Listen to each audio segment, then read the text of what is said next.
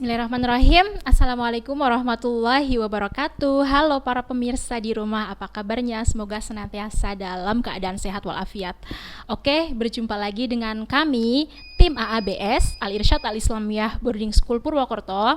Kembali lagi dalam podcast kesekian ya. Perkenalkan nama saya Efti. Saya sebagai guru Quran di sini di AABS. Dalam podcast kali ini kita akan berbicara seputar keasramaan ya, ditemani oleh seorang narasumber yang sangat berkompeten dalam bidangnya. Oke, langsung saja kita kenalan ya dengan seorang narasumbernya. Halo Ustazah Uun, assalamualaikum. Waalaikumsalam. Apa kabar nih? Alhamdulillah baik. Ustazah sehat? Alhamdulillah sehat. Ustazah Uun, selama pandemi kurang lebih setengah semester ya, 1 semester ya kurang lebih ya, kita melakukan pembelajaran secara daring. Ustazah sekarang ngapain kegiatannya?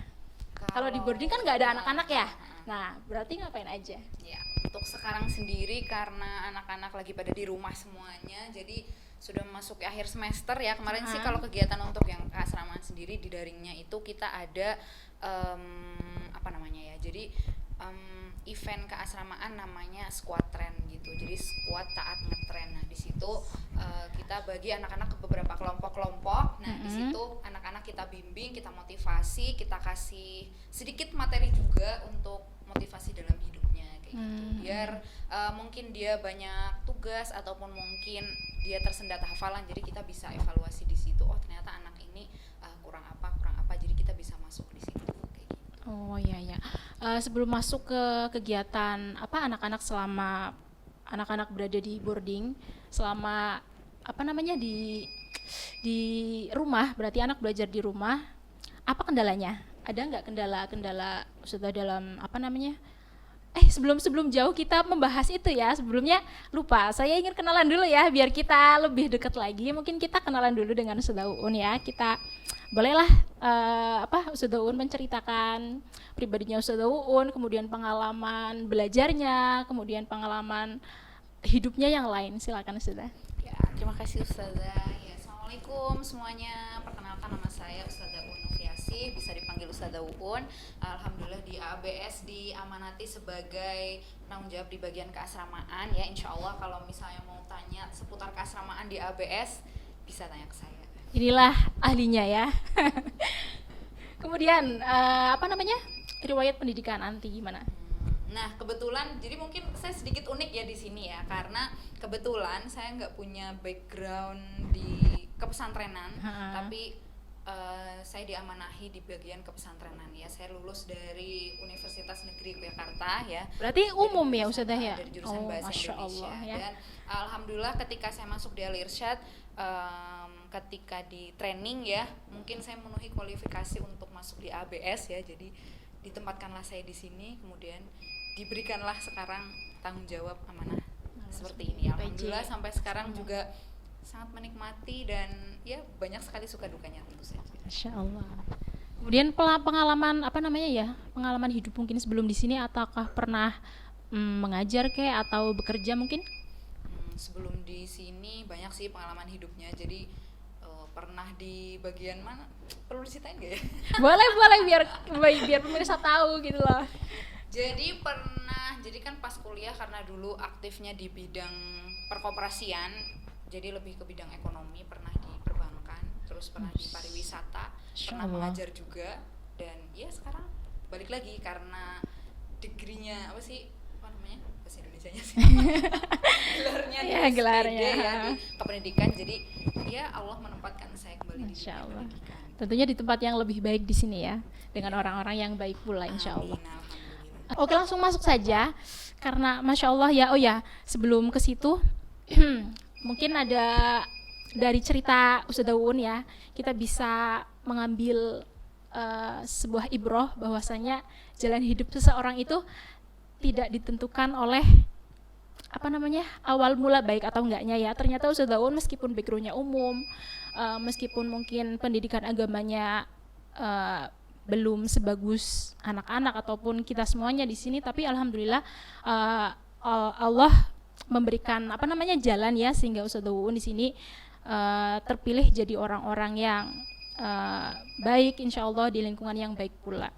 Begitu Ustadzah Uun ya. Di sini juga kita bisa belajar agama bersama, kita ngaji bersama, kita apa namanya menghafalkan Al-Quran juga begitu. Tidak hanya anak-anak juga, tapi kita semuanya juga diwajibkan untuk menghafalkan Al-Quran. Begitu ya Ustadzah Uun ya. Berikutnya balik lagi tadi apa namanya suka duka ketika pembelajaran daring itu apa aja Ustadzah?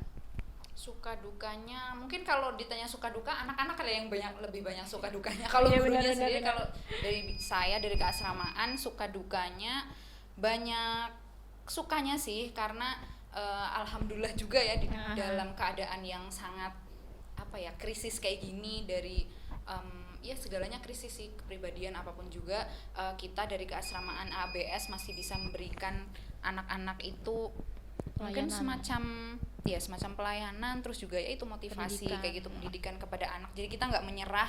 Mungkin di saat ada di luar sana yang tidak bisa ngapa-ngapain, terus juga akses anaknya juga susah, kita di sini memanfaatkan sebaik mungkin keadaan anak-anak di rumah kayak gitu, dengan berbagai fasilitas yang mereka miliki dan kita bisa masuk ke sana. Sejauh ini kalau suka dukanya lebih banyak sukanya. Kalau dukanya mungkin Ustazah juga mengalami ada anak-anak yang Iya, benar, susah benar. untuk masuk ya, anak-anak di rumah yang susah masuk ya. Tuh ya, dengerin tuh. Ya ada lah ya. Ya semoga semester depan kita bisa bertemu lagi ya, anak-anak bisa masuk, jadi kita bisa apa namanya mentransfer ilmu, kita belajar bersamanya juga lebih enak lagi tentunya. Kemudian sudah Uun nih, sebelum kita masuk ke agenda anak-anak, pengen tahu nih kalau di lingkungan Al Irsyad Al Islamiyah Boarding School Purwokerto itu ada berapa asrama yang ada di boarding khususnya? Kalau asramanya di sini yang jelas ada asrama putra sama asrama putri. Nah, di situ dipisah, ada asrama SMP, ada asrama SMA. Jadi jumlahnya asrama SMP, SMA putri gimana sih? Pokoknya SMP putra putri, SMA putra putri. Jadi ada 4 asramanya. Bisa disebutin apa aja namanya? Biar Namanya asrama anak-anak SMA pemirsa. putri, asrama SMA putra. Nggak ada asrama namanya? SMP putri. Nggak ada. Nggak ada. Kirain tuh ada namanya, dikasih nama enggak ya? Belum. Atau mau dikasih nama? Nantilah, syukuran dulu. Gitu ya. Boleh deh. Oke, jadi apa namanya? Ada 4 asrama ya, ada 4 asrama, yaitu putra putri. Putra terdiri dari 2 asrama, SMP dan SMA, dan putri pun juga sama begitu. Kemudian sudah Uun, apa tuh namanya, jumlah anaknya berapa yang sebelum masuk? Kalau untuk sekarang ya, Iya. jumlah anaknya seluruhnya, kalau putri kurang lebih apa jumlah aja kali ya, putra Boleh. putri kurang lebih 500-an lah, berarti kalau dibagi 2 250-an Masya siswa, Allah. 250 putri. Padahal baru berdiri berapa lama boarding? Alhamdulillah saya dari awal tuh ada di ABS. Masya dari Allah. awal Oh berdiri. iya, berapa lama nih Anti? Jadi dari tahun 2000 pertama kali ABS terbentuk itu 2016 pertengahan ya. 2016. Jadi saya masuknya dari semester 2 2017. Oh. Jadi udah berapa tahun ya? Ini tahun keempat apa ya. kelima ya? Berapa Dengan sih ini jumlah sekarang? siswa kurang lebih 500-an. Dulu pas awal masuk itu nggak ada 100. Berapa? Jadi dulu itu yang itu ya nggak apa-apa lah buat ini ya. Oh iya, boleh. Jadi dulu itu yang SMP, seingat saya yang SMP putri itu 15 orang. 15 SMA orang? putri 10 orang. Masya Terus Allah. yang putra itu yang SMP kurang lebih 20 orang, yang SMA itu 16 sekitar. Pokoknya jumlahnya semuanya cuma 60 lah. Gitu. Ya Allah, Jadi dalam jangka Masya waktu berapa ini? Berarti Allah. 4 5 tahunan ini jadi meningkat 100 kali lipat ya. Iya, jadi benar-benar. 500 orang. Masya Allah ya. Alhamdulillah ya. Ya, dengan alhamdulillah, kerja semoga. keras ustadz dan ustadzah, yayasan, semuanya, wali murid, Iya. siswa juga. Jadi sekarang ABS bisa berkembang sebesar ini. Alhamdulillah ya. Oke, suatu kebanggaan ya bagi kita tentunya, khususnya ya, dan umat Islam pada umumnya. Oke, berikutnya kita mungkin akan tanya-tanya tentang kegiatan anak-anak. Itu kalau offline tuh ngapain aja anak-anak, coba mungkin dari bangun tidur sampai nanti akan tidur lagi, itu kegiatannya seperti apa? Oke, jadi pertama anak-anak ya kalau pas lagi mereka di sini, Nah, pas pagi, kegiatan dari pagi sampai malam itu kan lumayan padat ya. Kalau dari kegiatan Senin sampai Jumat itu anak-anak bangun pagi. Nah, bangun pagi biasanya ada yang kita bangunkan, ada yang mereka sudah bangun sendiri karena kan ada yang sudah lama di sini ya, jadi nggak perlu dibangunin lagi. Itu jam berapa biasanya bangun? sebelumnya paling nggak setengah jam sebelum subuh, 1 sampai setengah jam sebelum subuh kita bangunkan. Habis itu nanti ada sholat tahajud, ada yang mandiri, ada yang berjamaah. Jadi kalau berjamaahnya itu ada di malam, setiap Jumat pagi itu ada sholat tahajud berjamaah di situ. Nah setelah sholat tahajud berjamaah nanti kita dilanjut dengan sholat subuh berjamaah. Setelah itu dzikir pagi. Nah setelah dzikir pagi kurang lebih mungkin jam 5 sampai jam 6 nanti ada halakoh Al-Quran pagi. Di jam 6 sampai jam 7 anak-anak persiapan untuk masuk sekolah. Di sekolah dari jam 7 pagi sampai kurang lebih jam setengah 2 mereka melaksanakan pembelajaran di sekolah bersama guru-guru di sekolah. Kemudian kembali lagi ke asrama jam setengah 2 ya, kurang lebih jam segitu. Terus nanti ada tidur siang sampai asar nanti mereka bangun. Nah setelah itu sholat asar berjamaah, dzikir petang, dilanjut halakoh Al-Quran sore. Nah terus malamnya sore berarti sampai jam 5 Iya. jam 5 terus jam 5 dilanjut makan sore, mandi, istirahat sebentar sampai maghrib.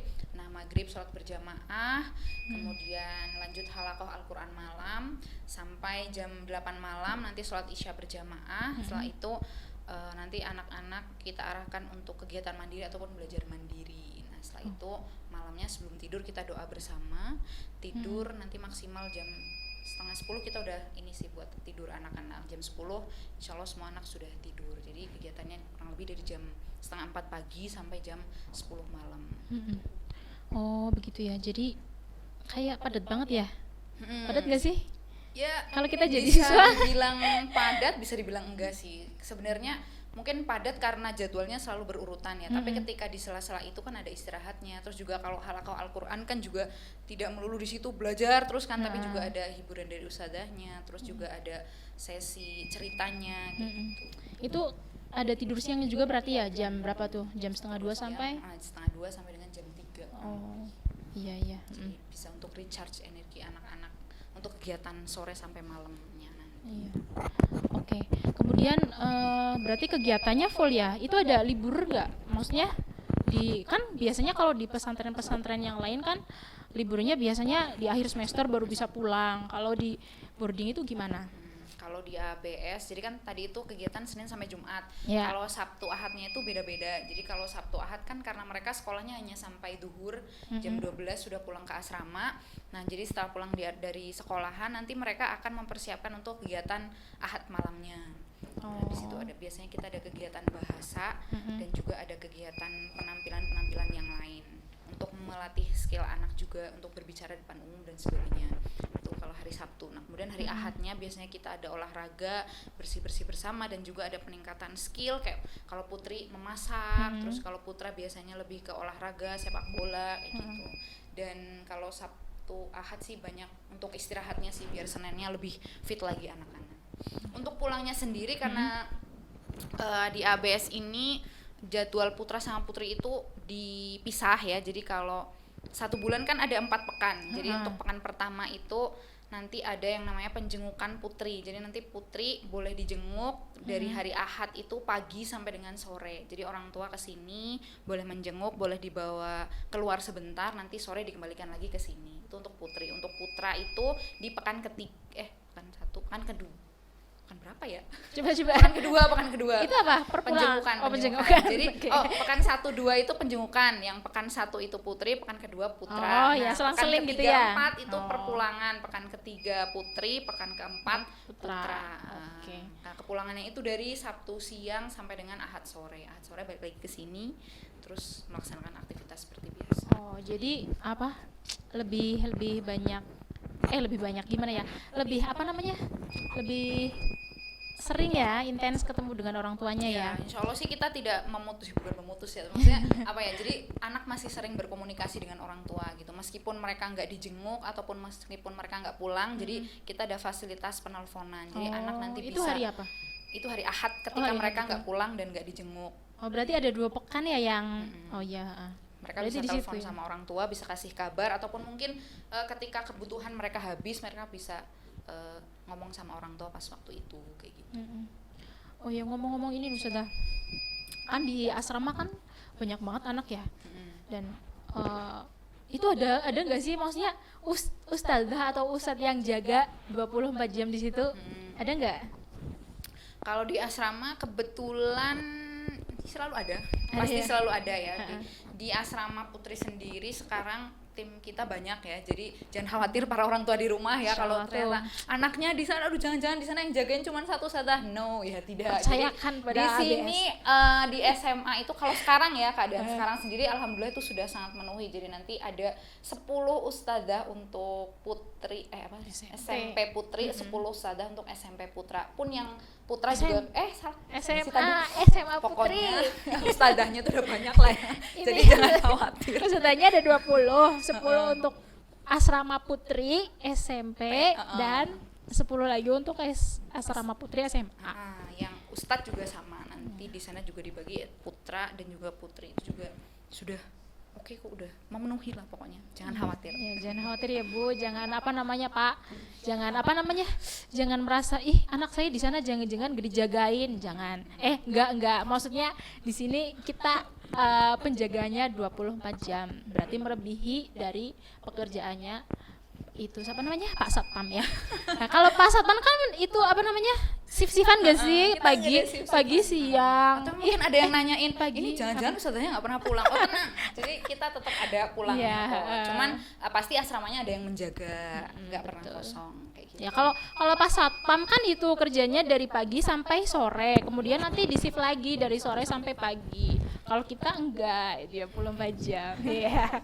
Jadi gitu ya. Oh iya, gimana nih kalau ada orang, biasanya kan namanya anak, kemudian kan nggak selalu sehat, maksudnya fit gitu ya. Mungkin ada saatnya anak itu sakit, kemudian ada saatnya anak itu butuh penanganan begitu dari dokter gitu. Itu gimana kalau di asrama Yang sendiri? namanya di asrama pasti dialami oleh semua anak di pesantren ya. Pasti ada masa-masa anak itu sakit, masa anak-anak itu down, masa anak-anak itu sedih, terus masa anak-anak kangen sama orang tua. Nah kalau sakit sendiri kita kita ada obat tersendiri di asrama ya. Jadi kalau misalnya memang sakitnya ringan, maksudnya ngeracik sendiri obatnya apa gimana? Enggak, kita menyediakan obat-obatan. Kirain punya obat tersendiri. Untuk yang ini penyakit ringan kayak demam, flu kayak gitu ada di asrama. Jadi kita bisa menangani kalau untuk itu. Nah, kalau misalnya ternyata demamnya lebih dari 3 hari, terus juga ternyata nggak sembuh-sembuh, batuk, flu dan sebagainya, kita bawa ke rumah sakit ataupun puskesmas ataupun dari klinik yang kerjasama sama AABS. Emang ada Kita kerjasama sama puskesmas Batu Raden, terus kita juga biasanya anak-anak kita antar ke klinik yang 24 jam, sama kalau rumah sakit kita menghubungi rumah sakit yang sudah bekerja sama dengan yayasan gitu di situ. Jadi pasti ada kan yang kayak gitu, nanti akan kita rujuk ke sana. Nah, ternyata kok anaknya tidak sembuh juga karena mungkin penyakitnya berbeda ya. Nah, itu biasanya malah rindu biasanya malah rindu, kita akan menghubungi orang tuanya jauh dari orang tua. Iya. Itu ke sana. Iya. Kemudian sudah berarti nanti kurang lebih berapa tahun di sini? Kurang lebih ngadepin anak-anak 4 tahun. 4 tahun ya. Ada nggak sih suka dukanya ketika ngejaga anak-anak, ngedidik anak-anak di asrama gitu? Ada nggak? Suka dukanya nggak ada lagi, tapi banyak banget suka dukanya ya. Dari mana dulu? Sukanya dulu atau dukanya dulu ya? Jadi kalau dukanya dulu lah ya, biar kita sedih-sedih dulu nanti. Betul. Dari dukanya dulu, kalau dukanya itu, kalau dari tahun pertama dukanya itu karena dulu kita itu ditempatkan dalam satu rumah yang kecil ya. Berarti belum nempatin di sini? Belum, dulu tidak seluas ini areanya, tidak ada tempat bermain, tidak ada lapangan, tidak ada, pokoknya semuanya sistemnya sewa lah ya. Jadi keluar kemana bisa kita ke reguler kayak gitu, ke SMA, SMP reguler buat olahraga di sana. Nah itu dukanya di situ. Jadi kita mungkin kegiatannya terbatas karena kurangnya wilayah gitu. Tahun pertama kalau dari sisi anaknya sendiri suka dukanya dukanya itu banyak. Ada yang bangun, yang anak yang nggak bisa bangun itu juga kadang bikin kesel gitu ya. Kenapa anak nggak bangun ya tuh. Terus ada anak yang susah makan, ternyata yang kalau orang tua di rumah, kenapa anak susah makan, di sini juga ada yang anak susah makan, ada susah bangun, terus ada anak yang apa ya, jadi tuh kemana-mana telat gitu, tuh ada yang kayak gitu ya? udah bangun telat, nanti berangkat halakoh telat, berangkat sekolah telat, pulang sekolah juga telat, tidurnya juga telat, itu juga semuanya ada. telat ya. Ada yang kayak gitu, tapi ada juga yang bangunnya gasik, berangkat gasik, pulang sekolahnya tapi nggak gasik sih, tetap pulang sekolahnya normal. Iya. Terus ada yang kayak gitu, itu yang telat-telat juga ada. Terus ada yang mungkin dia saking rindunya sama orang tua, ketika dia melakukan apapun nangis gitu juga ada, makan nangis, terus sholat nangis. Terus, kenapa kamu nangis terus? Setelah ditanyain, karena kalau lagi makan inget di rumah, gitu. Lagi sholat jadi inget doain orang tua. Ya, Solihah nangis banget dulu lah ya. Terus ada juga mungkin Ustazah juga mungkin pernah menemui beberapa kasus ya, kayak mungkin ada yang nggak cocok sama teman sekamarnya, kayak gitu, nggak cocok sama temennya, ya itu namanya fasenya mereka sekarang memang sedang masa perkenalan gitu ya. Pas awal-awal itu pasti akan ada pergolakan di antara mereka, ada yang mungkin nggak cocok, terus nanti ada saling menyindir atau apa. Nah itu proses yang mungkin sangat berat ketika dilewati, tapi ketika sudah berhasil melewati itu luar biasa banget. Jadi anak-anak akan lebih deket ya, yang mungkin dulu itu siapa, aku nggak kenal sama dia, ternyata sekarang jadi teman jadi sahabat dekat, curhat, dan itu tuh luar biasa banget di situ. Itu yang duka jadi suka ya. Kalau sukanya sendiri banyak banget. Jadi kalau karena kita hidup sama mereka 24 jam penuh, jadi kita tahu kelebihannya mereka itu apa ya. Jadi kreatif, mereka tuh sangat kreatif, mereka bisa membuat apapun jadi menyenangkan ya, dengan segala keterbatasan yang ada di sini. Mungkin karena mereka tidak bisa keluar kemana-mana, mereka bisa menjadikan apapun itu menjadi sesuatu yang menyenangkan. Terus skillnya mereka ternyata juga sangat luar biasa. Ketika kita latih mereka untuk berbicara di depan umum, ternyata mereka bisa kayak gitu. Yang awalnya mereka itu minder, terus kita ajari mereka, terus kita dorong terus, ternyata bisa kayak gitu. Dikasih wadah gitu ya buat mereka. Gitu sih, pokoknya banyak banget lah suka duka gitu.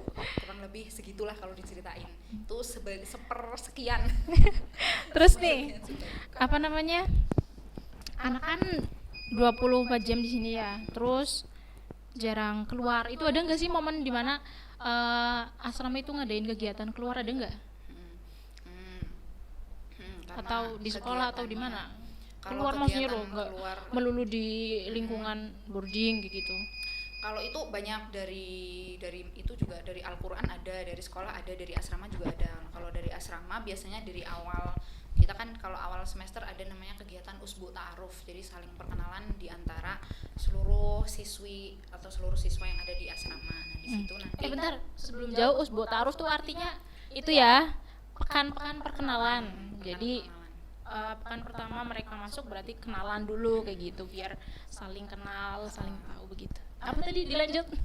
Mana tadi ya? Usbu ta'aruf anak-anak. Terus di kan perkenalan tuh ya. Nah di perkenalan itu nanti kita ada sesi-sesi, kan ada beberapa sesi karena itu berlangsung sekitar 1 pekan. Ada sesi nanti mereka itu saling berkenalan, terus nanti ada sesi bersama kakak kelas, ada sesi juga pemantapan kepribadian, terus ada apa namanya, kayak nanti kita sampaikan standar-standar kehidupan bersama yang ada di asrama. Nah nanti di akhir kita ada outbound bersama. Itu biasanya kita deket-deket aja sih di sini. Yang penting tujuan utamanya adalah untuk menjalin keakraban bersama, kebersamaan. Kita outbound di area sekitar Batu Raden di sini. Oh begitu. Mungkin yang pengen dieksplor dari Ustazah apa tentang keasraman yang belum saya tanyakan, mungkin ada? Mungkin perlu diketahui oleh semua orang ya, kalau tipe-tipe anak itu berbeda-beda ya. Oh iya benar, karakter anak beda-beda. Mungkin meskipun di sini kita kegiatannya itu sama seluruh anak dari bangun pagi sampai dengan tidur lagi, tapi ada beberapa teknik ketika kita menghadapi kesulitan anak ya, itu ada beberapa hal yang perlu diperhatikan. Ada tipe anak yang sensitif, ada tipe anak yang dia selalu bersemangat, ada dia yang selalu kelemar-kelemar tuh ya, lemesan kayak gitu kan, ada mageran. Ada yang tipe yang mageran, terus ada tipe yang dia sangat rajin, ada yang dia kadang ikut satu pelajaran dia seneng, ikut yang lain gak seneng, ada kayak gitu. Jadi ada beberapa teknik-teknik yang kita gunakan ketika kita menemui anak-anak yang kayak gitu. Pun mungkin ketika menemui, biasanya kan yang dikeluhkan itu kan anak yang bermasalah gitu ya. Pastilah, pasti di setiap pesantren atau di setiap asrama, di setiap boarding itu pasti ada anak yang buat wah ini gitu. Nah, yang kayak gitu ada juga, dan jangan dijauhi kalau yang kayak gitu. Jadi ya kita, ya mereka itu rangkul gitu ya. Keluarga kita hidup bersama-sama di sini, satu keluarga. Nggak boleh ada yang saling menjauhi, yang saling ngomongin di belakang. Kita bareng-bareng kayak gitu. Oh iya nih, ada yang kelewat, aku mau tanya gini kan, basic anak mungkin ya. Kalau kita tahu dulu kita kan sekolahnya di, anti sekolahnya di mana, SMP, SMA, SMP di boarding, maksudnya di pesantren atau di sekolah umum? Di sekolah umum. Nah, SMP saya juga di sekolah umum, jadi mandirinya tuh kurang ya gak sih? Nah kemudian kalau anak-anak di sini kan harus dituntut untuk mandiri gitu ya. Ada nggak sih maksudnya si treatment khusus untuk mengasah mereka itu mandiri, dari makan sih otomatis sendiri ya? Ada yang disuapin nggak? Ada nggak di rumah? Ya intinya kayak gitu. Jadi ada nggak kayak gitu? Kayak nyuci piring sendiri, terus masak sendiri, Oh ya, kalau di nyuci AABS sendiri itu, kayak gitu. basic pendidikannya memang kita ingin membentuk kepribadian anak yang mandiri kayak gitu. Meskipun mungkin bukan berarti mandiri itu semuanya harus dilakukan sendiri, harus apa-apa sendiri, harus bisa sendiri, bukan yang seperti itu. Tapi mandirinya itu mandiri yang mereka itu bisa berdiri di atas kakinya mereka sendiri, berdikari lah kayak gitu ya. Nah, kalau pendidikan di sini dimulai dari kepribadiannya terlebih dahulu. Kepribadiannya Belibet ya. kepribadiannya itu ya kurang lebih kalau kegiatan sehari-hari untuk kamarnya mereka ya. Jadi untuk kamar mereka itu adalah areanya mereka. Jadi mereka yang mengatur Sekamar sendiri. tuh berapa sekamar? Satu kamar itu 4 orang. Oh, 4 orang. Jadi satu kamar 4 orang. Di situ mereka punya barangnya mereka pribadi masing-masing. Mereka punya bajunya mereka punya kasurnya mereka, lemarinya mereka sendiri, dan itu yang harus mereka atur. Nah, mulai dari situ untuk latihan kemandiriannya. Nah, jadi dari mulai baju, penataan lemari, kemudian dari bunk bednya, terus itu dari diatur kamarnya. gitu, dari hal sekecil kayak gitu? Iya, tentu saja ada Amazing, guys. ada standarnya, dan kita latih mereka untuk mengikuti standar itu. Nah, selain standar itu kan ada hal-hal yang mungkin tidak dimuat dalam standar itu, kayak mungkin dari ketika ada piket kamar atau ketika ada yang rusak atau ada yang apa, nah itu nanti mereka yang ngatur sendiri gitu. Atau mungkin ada rolling Kamar ada nggak? rolling itu di antara kamar itu kan ada yang di atas dan di bawah. Nah itu sesuai dengan kesepakatan mereka. Nah dari situ kita latih kemandiriannya mereka, dari mengatur dari kamar itu. Nah kemudian nanti dibawa ke area, dibawa ke asrama, kemudian nanti mereka bawa ke dunia luar gitu. Masya Allah. Jadi seperti itu ya kurang lebih di lingkungan. Nah harapannya dari situ anak-anak itu ya mandiri itu bukan sekedar mereka itu melakukan apa-apa sendiri, tapi justru ketika mereka ditempatkan dalam satu kamar itu dengan 4 orang, mereka itu harus bisa bekerja sama dengan baik. Dan yang dimaksud mandiri di situ ya mereka harus bisa bekerja sama dengan baik, bisa mengatur bersama-sama, bukan hanya untuk dirinya sendiri kayak gitu. Kalau misalnya di dalam kamar itu 4 orang, ternyata yang bersih 1 orang, dia bersih sendiri, yang lain kotor, terus dia nggak peduli, ya bukan mandiri namanya, itu malah acuh tak acuh mungkin ya. Jadi mandiri itu bukan sekedar dia itu bisa sendiri, tapi dia bisa mengorganisir, dia bisa hidup bersama dengan teman-temannya, bisa saling mengajarkan kebaikan bersama, saling mengingatkan bersama kayak gitu. Ya, dari cerita itu Masya Allah ya. Pesan-pesan banyak kali ya, pesan-pesannya ya. Apa aja? Yang pertama mungkin buat yang di luar sana ya, kalau mungkin menurut orang di luar sana bahwasanya kehidupan di pesantren atau kehidupan di pondok ataupun di boarding itu mereka akan habis kreativitasnya, artinya mungkin karena lingkungannya terbatas jadi nggak punya kreativitas, jadi nggak bisa ngapa-ngapain, nggak. Jadi justru di dalam lingkungan yang terbatas ini mereka dituntut untuk bisa berkreativitas lebih, untuk menciptakan sesuatu yang lebih. Jadi pikiran mereka akan lebih kita explore, akan lebih dieksplor lagi di sini. Nah, ketika mereka beda dengan ketika mereka hidup di dunia luar yang segalanya ada, itu kalau sekarang kan bahasanya mungkin instan ya, jadi semua bisa didapatkan dengan instan. Nah kalau di dalam sini, nah mereka akan belajar dari akar-akarnya. Nah mungkin itu yang membedakan anak yang dia masuk boarding dan tidak masuk boarding kayak gitu. Ya mungkin pinter sama-sama pinter, tapi pinternya yang kayak gimana kayak gitu. Jadi harus ada dari akarnya. Tuh, jadi untuk para orang tua yang nanti mungkin masih bingung ini anak saya masuk mana ya, tuh masukin ke boarding aja. Jangan ragu ya. Yakin 100% masukin ke. Iya, terus kalau buat anak-anaknya jangan merasa wah tuh di situ di penjara nggak bisa kemana-mana, nggak kayak gitu ya. Mungkin sekarang kalian akan melewati masa yang sangat sulit, masa jauh dari orang tua bertahun-tahun, masa rindu, terus juga ya banyak duka dan sebagainya ya. Tapi di masa-masa itulah yang kalau bisa jadi mungkin bisa dibilang di situ adalah pembelajaran, akselerasi pembelajaran kehidupan ya. Jadi 3 tahun yang akan dialami di boarding ini dengan 3 tahun mereka yang alami di luar itu apa ya, bisa jadi di dalam boarding ini itu nilainya itu 100 kali lipat lebih banyak daripada mereka yang belajar di luar. Karena ya bukan hanya sekedar kita pelajaran, bukan hanya sekedar menghafal Al-Quran, bukan hanya sekedar hidup bersama di asrama, tapi semua lebih dari itu. Dari Qurani, mandiri, berprestasi itu kita tanamkan ke dalam anaknya itu. Oke, gitu ya. Pesan-pesannya yang tadi disampaikan oleh Ustazah Uun. Semoga anak-anak ABS dapat mencerminkan itu slogan ya? Ya, pribadi yang Qurani, mandiri dan Kurmasi, juga berprestasi. Qurani, mandiri, berprestasi. Mungkin sekian ya Ustazah Uun, terima kasih atas waktunya. Kita tadi ngobrol-ngobrol kurang lebih selama setengah jam tadi ya.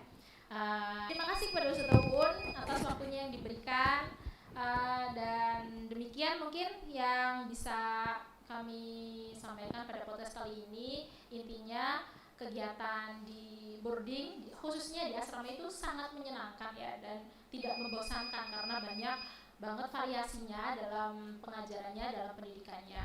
Kemudian anak tadi boleh pulang ya, dalam 1 bulan sekali anak boleh pulang. Terus ada tidur siangnya juga, terus ada kegiatan-kegiatan yang mampu mengasah bakat dan kreativitasnya begitu ya.